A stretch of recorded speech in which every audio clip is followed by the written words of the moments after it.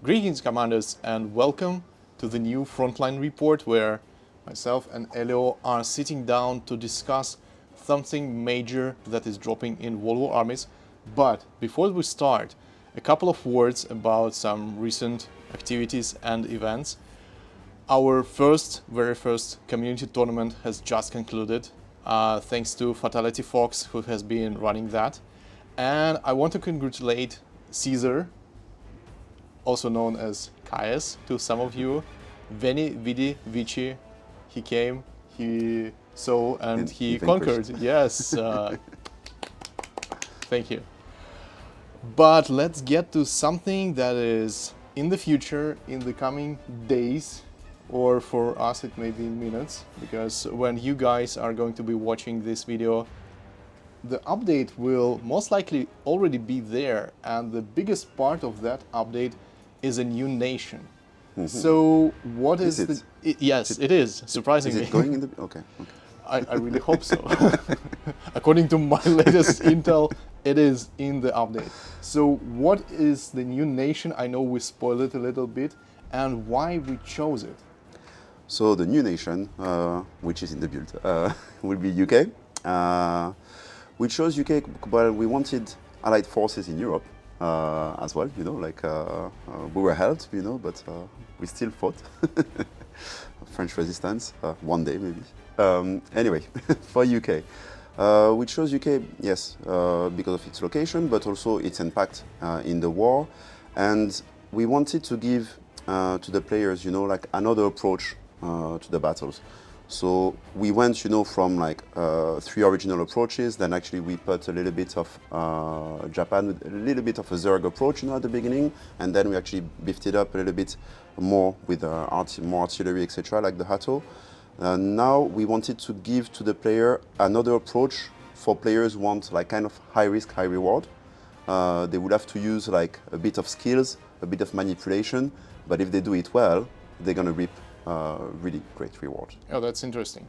So how did we select the units that will be in the British Army? So based on this philosophy, we went for, we wanted to, let's say, like, there were a couple of things with Japan that we did that we were happy with, and a couple of things that we thought we needed to maybe improve. So we classified a little bit more the different infantry to tackle and counter different opponents, especially in early game. So you're not stuck, you know, like at the beginning, mortars were maybe a little bit too good for Japan, but that was one way to actually keep it interesting and counter vehicles, etc. In this case, you will have a possibility to counter everything. We put some unique things, you know. We wanted this nation to feel, again, you know, a bit more different. The focus will be to control and conquer a little bit, which is going to be quite powerful in 1v1. But let's say it's going to be a little bit maybe harder than other nations if you're not very skilled yet with that nation. However, in 2v2, it's going to become even more powerful, where you can actually really sustain and cooperate with someone to take over the battlefield. One of the units, for example, that we have, the first one, which is actually a first in World War Armies, the first unit, you know, like the riflemen, etc., are actually able to heal vehicles, and they're uncommon. So this is the first time actually in World War Armies that we have that. Usually, you know, like we always start with common, etc. In this case, you will have actually access to 1 infantry unit at all time, which will be useful from beginning to the end of the game, because you always need engineers, etc. So you have like this component, which is quite interesting, and of course you need map control. So that's one of them, for example. Another one, I think you're going to ask about it soon.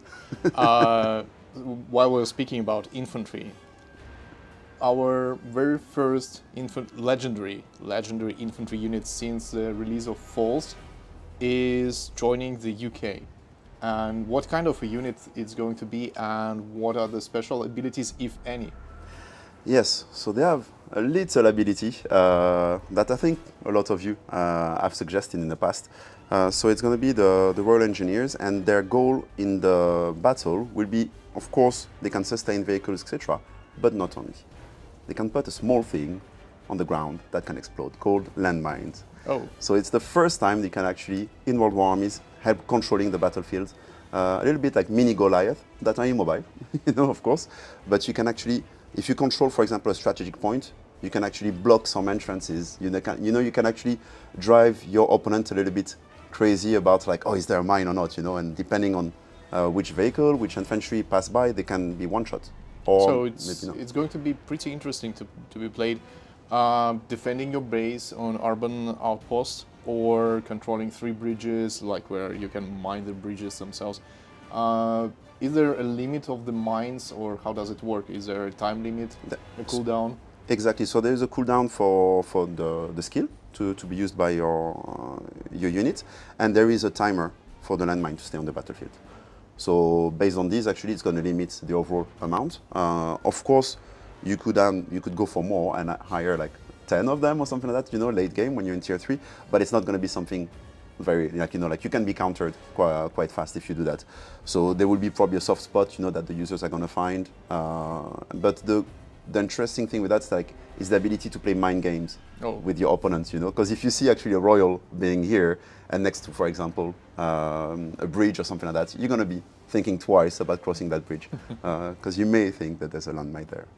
Now, something that is a part of your deck, but is not a unit, the officer. Yes. And I heard that there is a new guy in town, and his name is Major Henry Whitmore.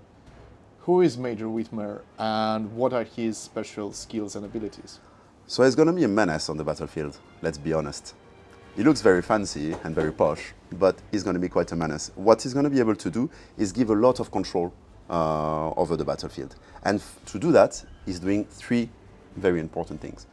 One of his skills, for example, is termite mixture, which is going to be able to do like AoE damage and control, for example, if you have an annoying foe who's trying to take over your point and you send your Brit, for example, which is the 1st infantry, well, with that, actually, you can actually still tackle that point.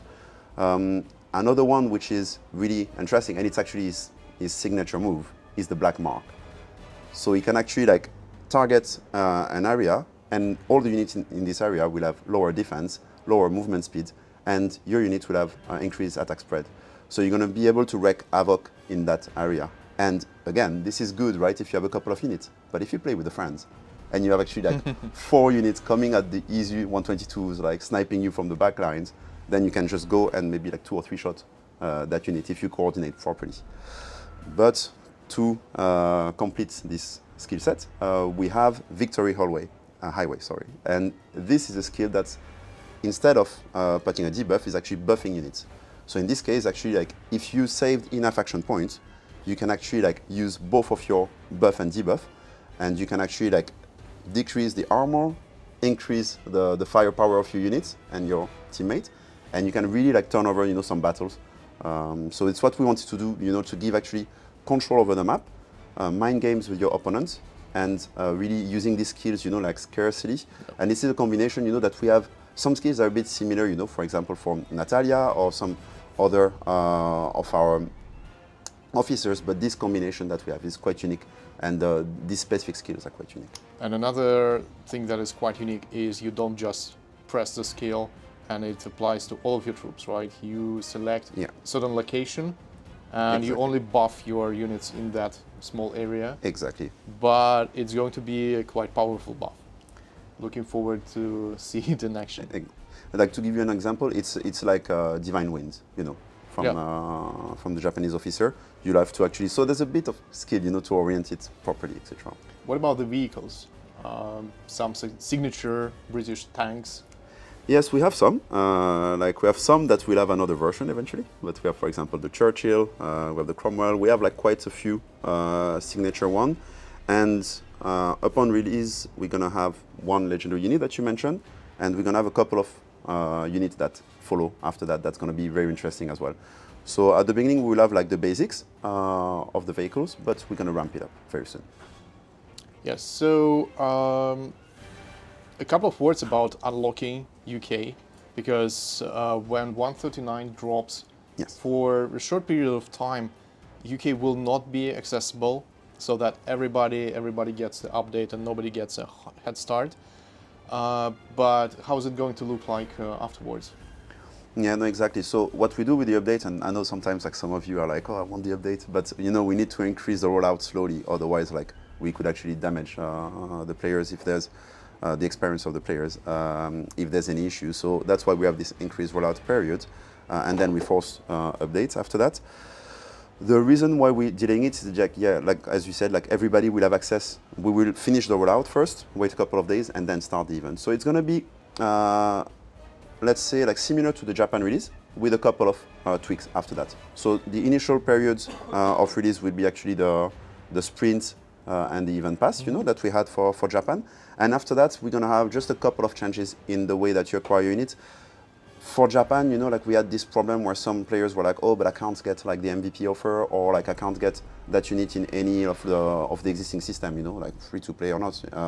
And in this case, actually, we're going to offer it for everyone to be able to actually ramp up and get more units for that nation. Oh, that sounds great. Speaking about unlocking UK, right now you can wishlist the UK Unlocked DLC on Steam and be among the first players who will get the notification that UK is finally there. It's dropped in the World War Armies, and you will be able to unlock the whole nation ahead of everybody else. So make sure to open our Steam page and wishlist the DLC, and as well, obviously, as always, subscribe to our socials, join our Discord, stay updated with all the news, use the Game Hub if you haven't yet received the treasure hunt rewards for whatever reason. And I guess that would be it for today. All right. We'll see you in the battle. See you in battle. So get ready for new events and battles, and make sure to subscribe to our socials so you never miss an update.